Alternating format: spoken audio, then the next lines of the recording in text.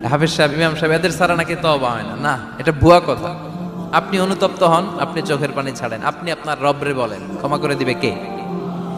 ইমাম সাহেব আসতে হবে শর্ত না, পীর সাহেব হুজুর এসে হুজুরের হাতে হাত রেখে তওবা পড়তে হবে শর্ত না। আপনার রবরে ডেকে চোখের পানি ছেড়ে ক্ষমা চান, ক্ষমা করবে কে? আর প্রতিদিন শতবার পড়তে থাকবেন আস্তাগফিরুল্লাহ। আওয়াজ করে সবাই পড়েন আস্তাগফিরুল্লাহ, আরো জোরে পড়েন আস্তাগফিরুল্লাহ। বিশ্বনবী বলেন, মান লাজিমাল ইস্তিগফার জাআলাল্লাহু লাহু মিন কুল্লি দিকিন মাখরাজা।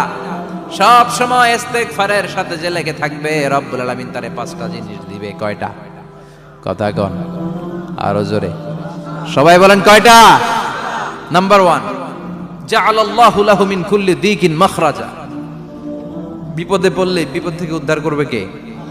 আমাদের তো কোনো বিপদ নাই না? আছে? কত বিপদ। হ্যাঁ, রাস্তাঘাটে দুর্ঘটনা হতে পারে, যে কোনো সময় ভূমিকম্পে পড়তে পারি, বজ্রপাত পড়তে পারে না, ঠেড়া পয়রা মানুষ নাই, আছে না নাই? এই বিপদ আপদ থেকে আপনারা রক্ষা করবে কে? যদি আপনি ইস্তেগফারের সাথে আঠার মতো লেগে থাকেন। কিসের সাথে? কথা বলেন। ইস্তেগফারের সাথে লেগে থাকতে পারলে 1 নাম্বার হচ্ছে বিপদে পড়লে আপনারে মুক্ত করে দিবে কে? 2 নাম্বার ওমিন কুল্লি হাম্মিন ফারাজা, যে কোনো ধরনের টেনশন, হাইপার টেনশন থেকে বাঁচায় দিবে কে? আমাদের তো টেনশন মেনশন নাই না? আছে?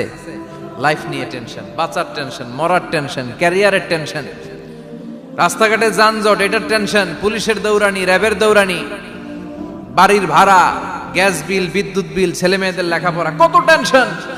এই সব টেনশন থেকে আপনারে মুক্ত করে দিবে কে? 3 নম্বরে ওয়ারযুকহু মিন হাইসু লা ইয়াহতাসিব, এমন জায়গা থেকে আল্লাহ আপনার রিজিকের ব্যবস্থা করবে আপনি কল্পনাই করতে পারবেন না। সুবহানাল্লাহ পড়েন। 4 নম্বরে সবসময় ইস্তেগফার যদি পড়া হয়, আল্লাহর কোনো আযাব ওই বান্দার উপর